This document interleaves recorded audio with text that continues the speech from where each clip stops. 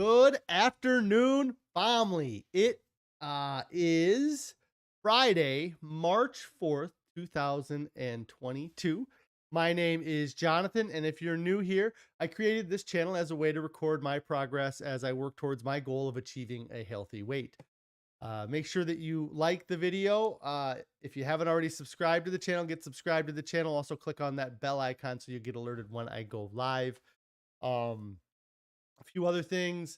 If you'd like to participate in on the description, you can join me on those live streams, which is generally 4 p.m. on weekdays. Give me a second here. That looks better. Not right. All right.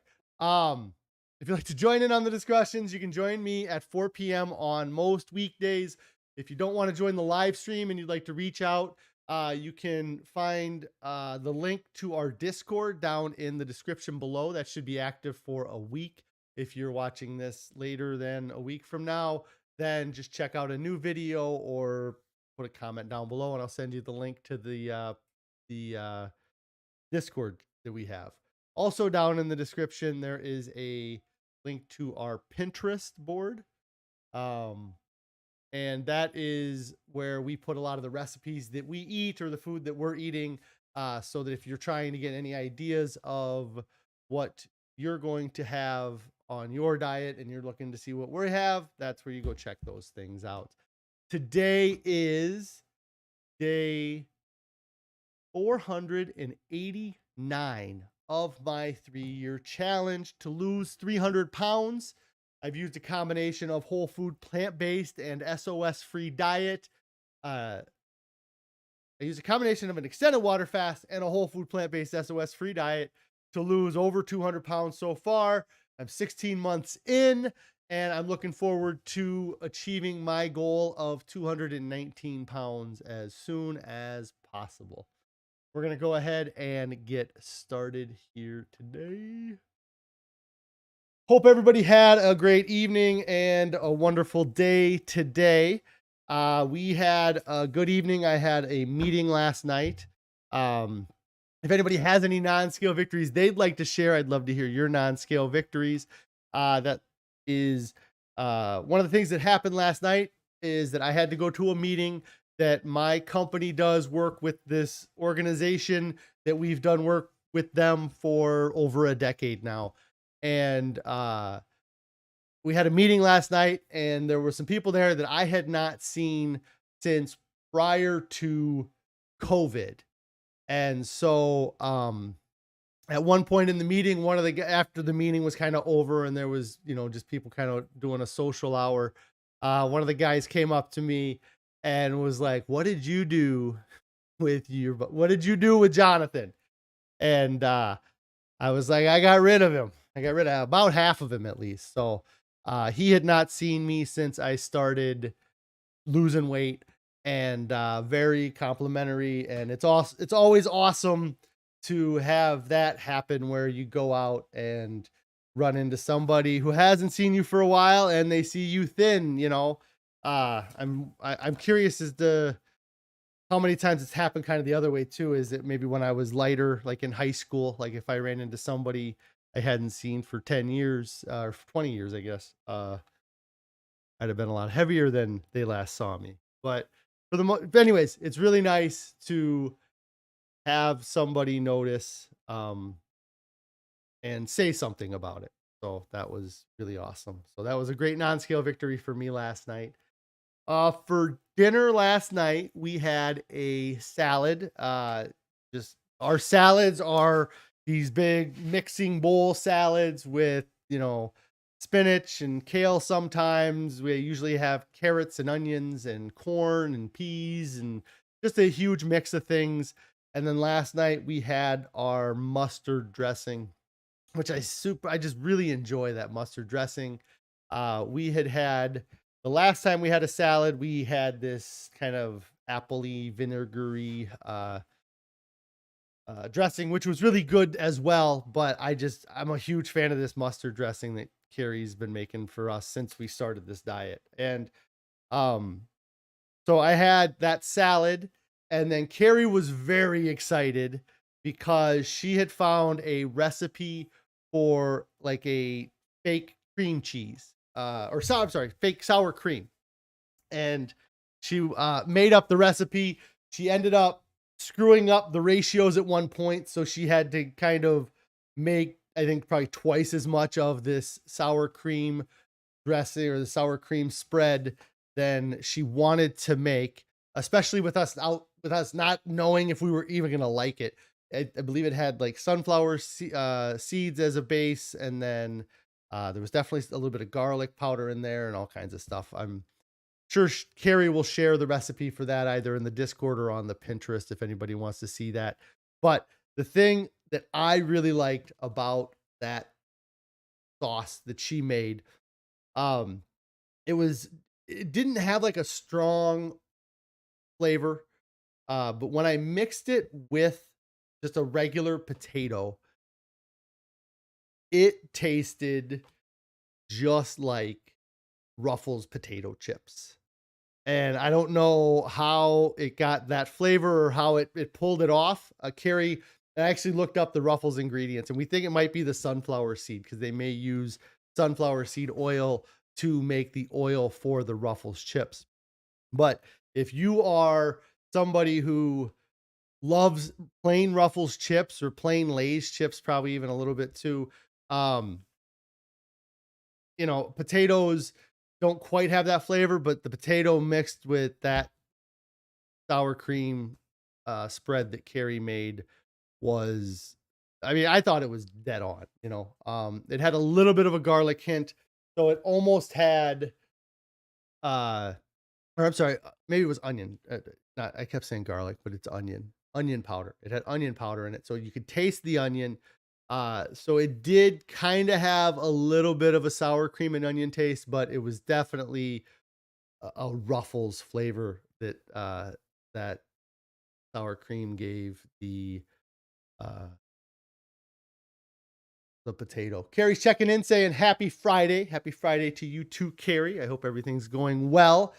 I hope you survived the surprise guests that showed up. I didn't know that they were going to show up at the house, but I hope everything went all right. Miss Gishi 77, I hope I'm saying that right. Thanks for checking out the channel. I hope everything's going great with you. So we had the salad, had the potato, and then Carrie had made another loaf of this. It's in the Discord. If you go to the Discord and under whole food plant-based, I think she put this recipe. It's for the healthy whole grain vegan apple bread.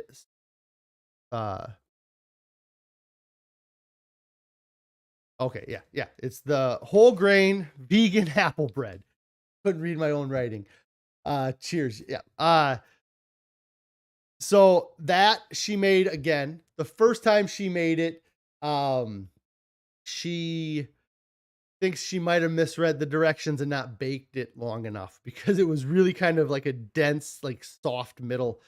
The last time she made it, it still tasted great, but it just was odd and kind of, we wouldn't have eaten that if it would like had egg and stuff in it that way. But she made it again last night, and it's really a good,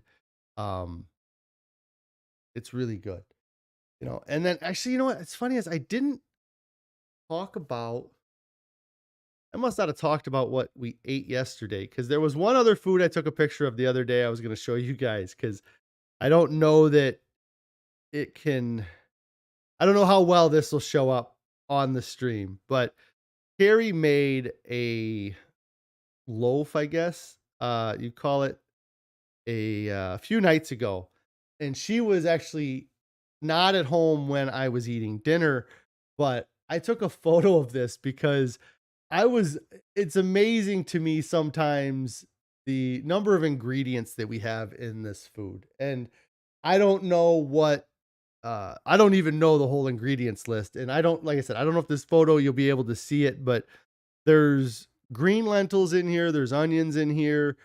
Maybe Carrie will throw up what this was called. I can't remember what the name of this was. There's lots of little grains and seeds and things in there. And then what got me though is there's like this white streak through it.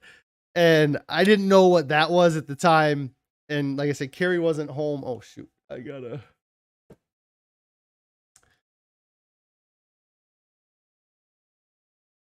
Um, so Carrie wasn't at home at the time to tell me all the ingredients in there. She says it's called Linda's meatloaf from the Engine 2 cookbook.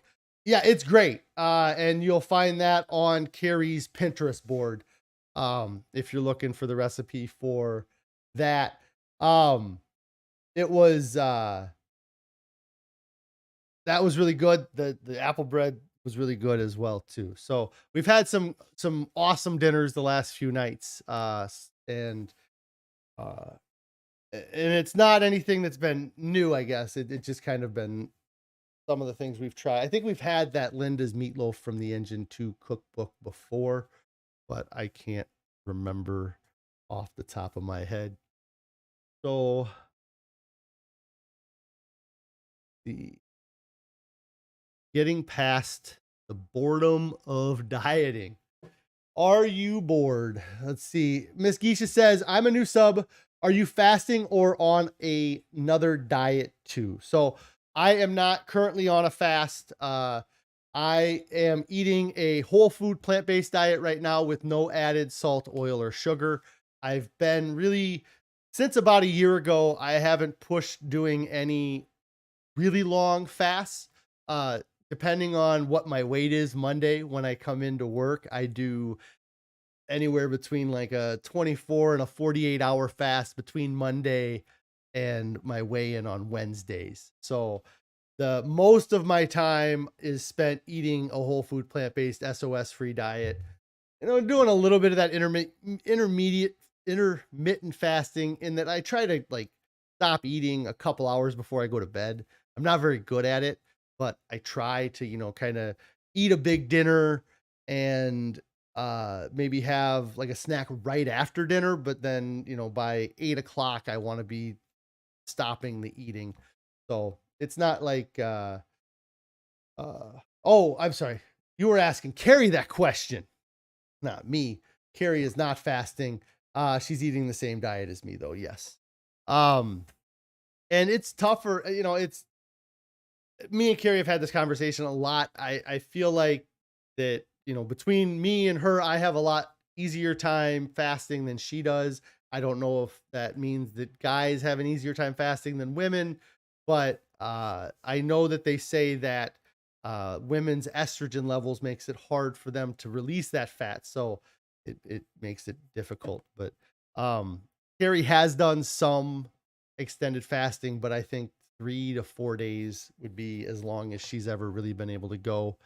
And like I kind of have said a lot in the past too, a big part about being able to do a fast, I feel like, is being able to be sedentary or not doing a lot of things.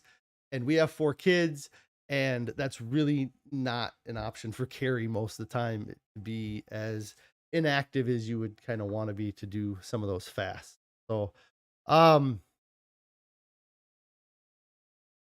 are you bored with your diet?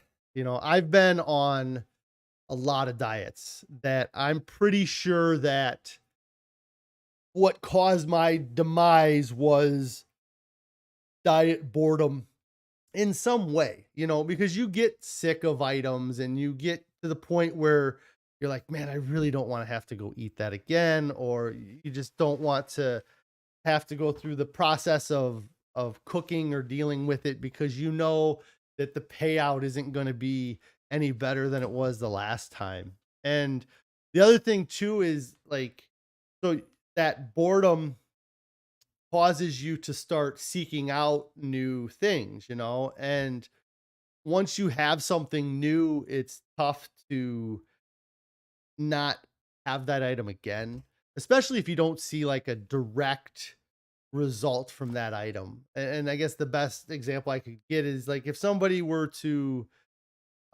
be on a diet, or in the past, one of the things that killed my diet in the past, I guess, is that I got into a position where I was hungry and the only solution for me was a fast food restaurant at the time, or I felt like that was the only solution. So I convinced myself to try a fast food meal or to eat a fast food meal just to satisfy my hunger and to get me to my next meal where it wasn't going to be a fast food meal.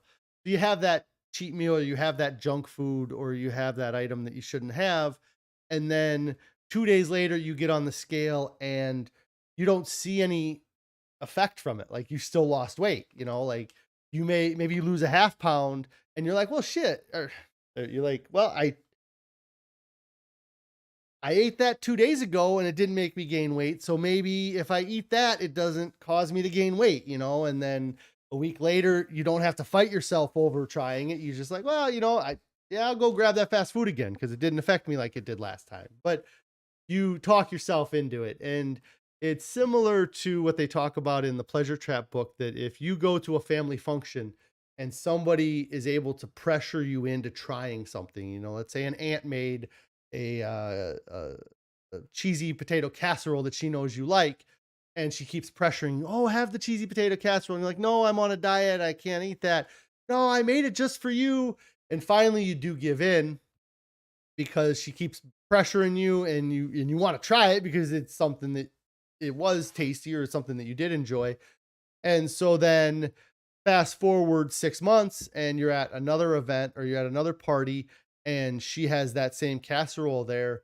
It's easier for them to talk you into eating that casserole the second time than it was the first time. And food has that control over people too, in that if you go and have a cheeseburger and you survived it, or you felt like you survived it, then the next time it's easier to convince yourself to go have that cheeseburger again. Um, but and then you get this boredom that comes in and you're trying to find new things, or you the thing that you have to watch out for is that you uh when you get bored, the foods that you add, like if you are bored with your diet and you are looking to add foods, you need to really figure out what foods you're going to add, and you need to change to other good foods. I think we're always looking for something with that richer taste that kind of doesn't come sometimes. Um and to get over it, I think that for me, this diet has been the first diet that I feel like I don't have that diet boredom. And I believe it's because we have such a variety of foods in our diet. It's not just me eating chicken and broccoli every day to lose weight, because after a while, eating chicken and broccoli every day gets boring, and then you get sick of chicken, and then try to figure out a way to spice up your chicken, or you start adding some sweet sauces to it that you didn't at first. Um, and that's hurting your diet. You need to find other good foods that aren't high in calories or high in fat. Um and so that's the the thing about eating this whole food plant-based diet, is that I am constantly trying new things that I never would have even considered trying before or given a shot. I mean, the Linda's meatloaf from the Engine 2 cookbook that I showed there, it had green lentils in it. I didn't even know that lentils existed prior to starting this diet. And then that there were a variety of colors, like red lentils and green lentils. I wouldn't have even known what it was. And um and there's all kinds of other things that I wouldn't have even given a shot before, that I I'm so happy that I have. And then, like, other things that happen with this diet too is that, like, last night Carrie tells me on my way home that I'm having a salad for dinner. And the first thing in my head, the first like emotion that comes into my head is, ah, salad sucks. Like, but every time I start eating a salad, I'm so happy. Like, and it takes time to kind of get that kind of switch to flip, I guess, that, but like when I have these salads at home now, I can't help but finish them. Like I keep wanting to eat more to finish them. And but my, 520-pound brain sitting here going, salad, that's awful, And and it's something that it's just a matter of continuing to push through and continuing to try new things too. Like that's kind of a weird thing that happened because of us switching to this. Carrie says, woohoo, salad. Um, One of the results from switching to this diet is that everything that we knew about cooking was thrown out the window. And so all of this has kind of been new. I mean, we got an air fryer to do air fried stuff. We already had a pressure cooker. We got this Vitamix blender, and the we're cooking everything from like scratch. Essentially, we're buying the ingredients and we're making our own sauces and we're making our own meals. Um, and it's been this huge uh kind of project to learn how to cook a whole food plant-based diet, because before it was just so easy to just grab a box of mac and cheese and cook it up. Carrie says we try a lot of new things, in part because she's searching for meals that our kids will eat. Yes, and that's a big part of the variety is we're trying to find the meals that we can get our kids to eat, most of our kids to eat, and it's tough because we got one kid that is an absolute rock star that really whatever we give her to eat, she eats it and she loves it and it's the greatest stuff ever. Um, and then we got three other kids that will pass judgment on food before it gets put on the plate, which is the toughest thing. And then or they'll try a bite that just has like a kernel of corn and then be like, "Oh, I don't like this." And it's like, "Well, all you did was eat a corn kernel, and I know you like corn because you ate it 2 days ago." Um, so yeah, that's part of the reason why we're trying a lot of new things. But just don't get tied into a couple of different things on your diet. I mean, it's great at first. Like that routine is awesome to have at first. It's been a huge part of a lot of my early successes with weight loss, but it has its limits. I mean, because the second that routine that you got into gets disrupted, it throws everything off. So just have to uh you have to be careful not to get stuck into too restrictive of a routine, or a routine that is inflexible, like that if because once you get knocked off and then you're trying to scramble to get back on track, sometimes it's really tough to do that. So um you just got to find new foods and combinations of foods that you really enjoy, or that really um yeah, get you excited. But again, like I said, don't be afraid to try new things. Like that's just make sure that you're not trying new things, you know, taking what you're already eating and sweetening it up, or yeah, it doesn't help. You gotta find different foods. But anyways, again, I guess I'm just going to wrap it up by saying that this is the first time I feel like I haven't fallen into this diet boredom rut. And it's because I try so many new things and we have such a huge variety in our diet that we get to try these things. So anyways, if anybody has any questions or comments about that, you can leave that down below. And hopefully you can get out of your diet rut or the boredom that you're in with your diet. Just start adding, add some vegetables, add beans that you never heard of before. I mean, um, it's been crazy. I mean, and Carrie's using all kinds of stuff. How do you get electrolytes without salt?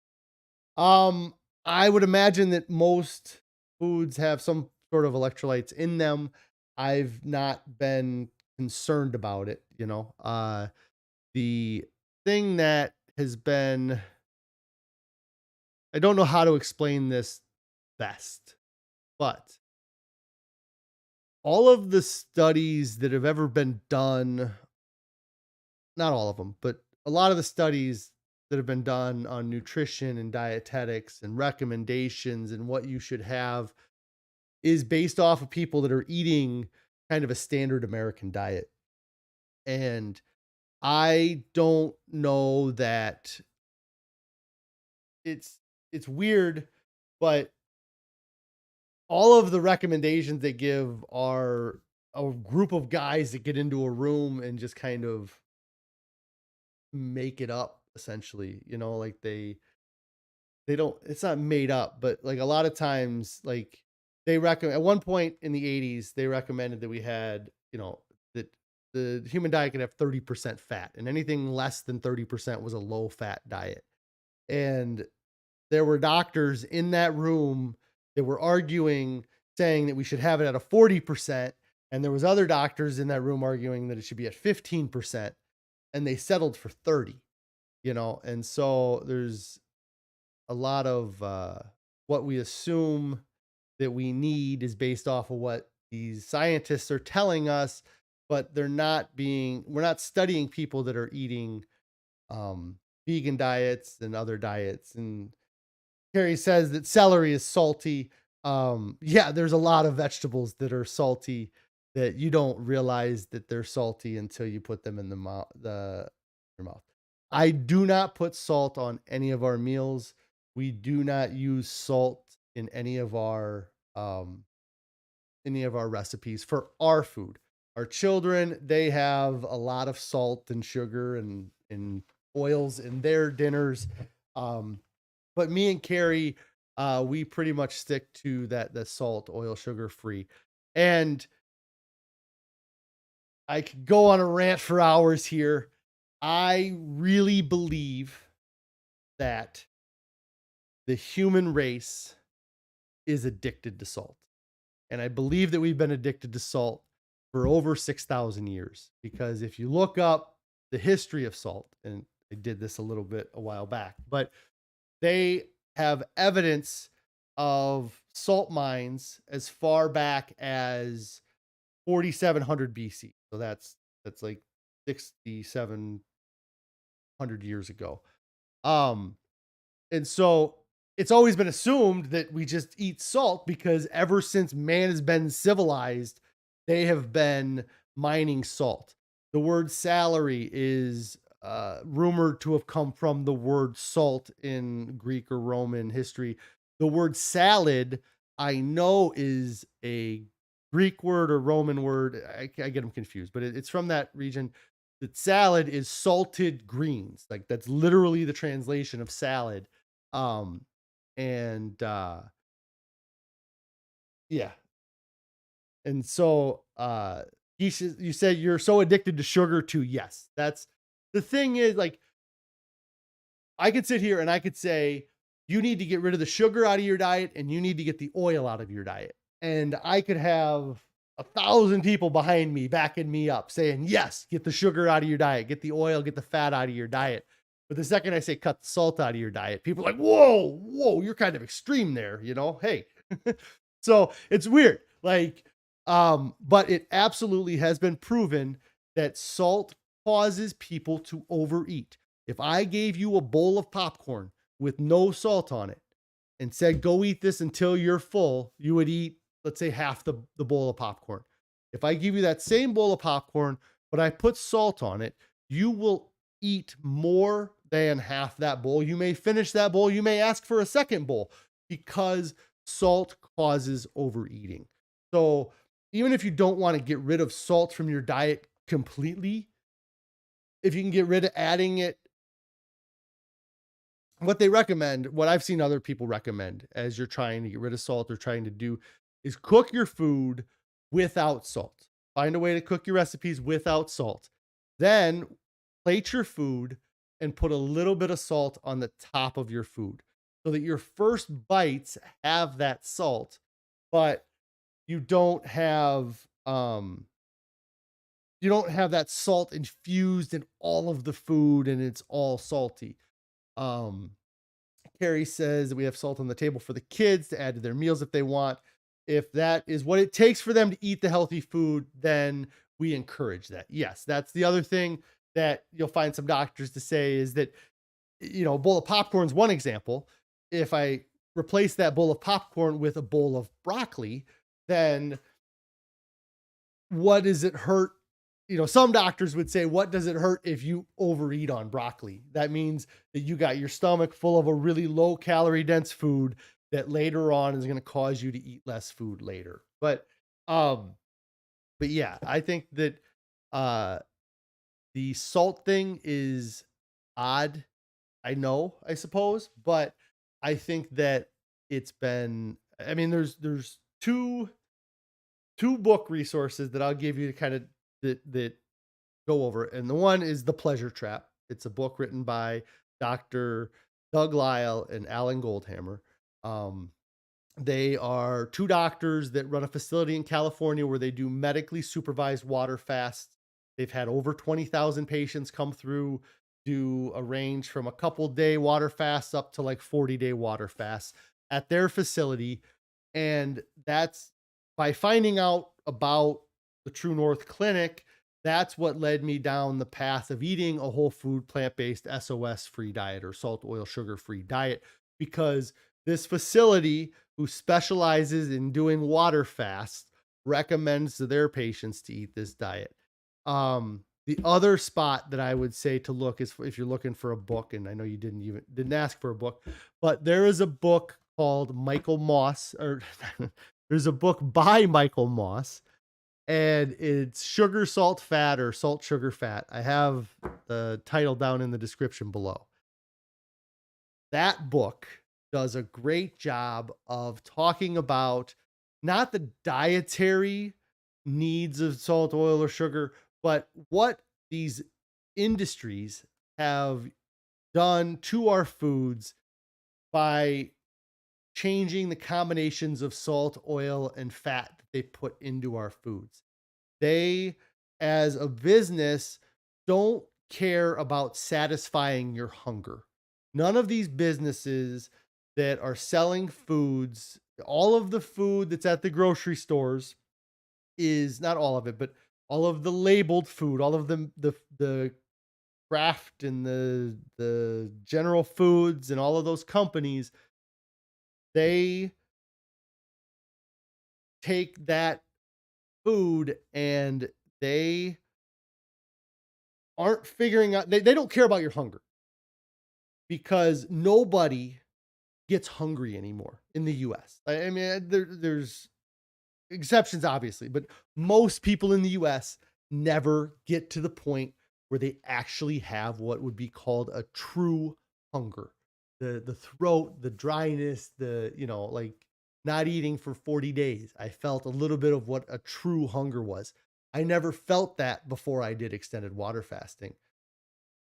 What those feelings you get when your stomach is rumbling and those other things is those are what are you use those as signs to eat, but they're not the true hunger signs. And these manufacturers know that they're not worried about your hunger, they're worried about your cravings.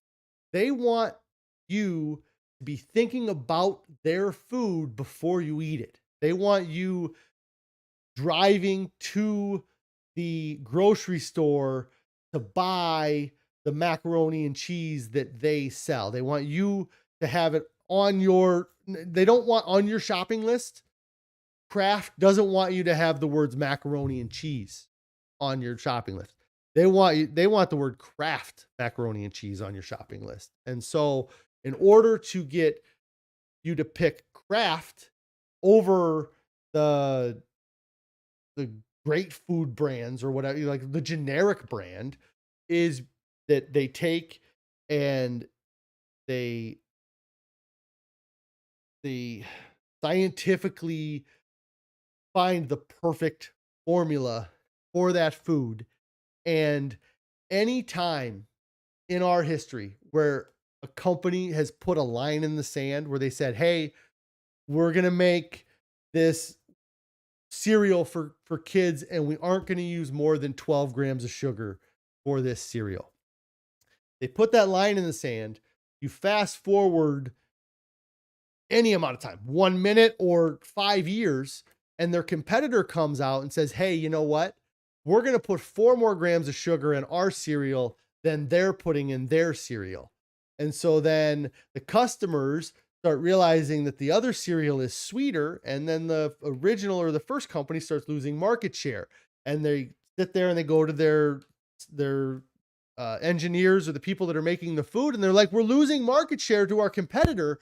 Why are we losing this market share? Why are people leaving?" And they're like, "Well, they have 4 more grams of sugar in their food than we have in our food, so people are going there because it's sweeter." And so then the company sits there and goes, "All right, well, for this product, you can go ahead and do more than 12 grams then." And it's like, you just moved the boundary because you can, because you were losing money. And they also, like with the sodium, there's so many different, like, so salt is, when you say salt, you're thinking of table salt, the salt that you buy from the store in the container, you put it in your little salt shaker. That's what you think of salt. That's what you cook your food with.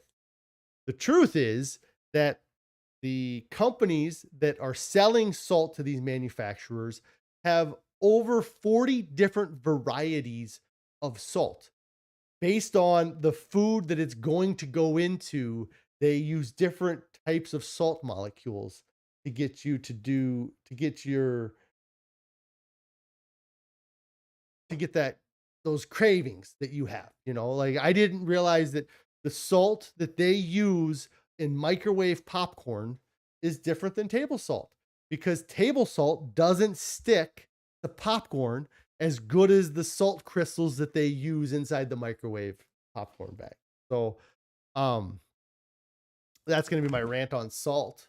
uh yeah, I would just recommend looking up and seeing uh those 2 books, and kind of poke around and see it in your own life, because uh for me, what I notice now is that when I do have items that have salt in them, because I've been doing this for 16 months.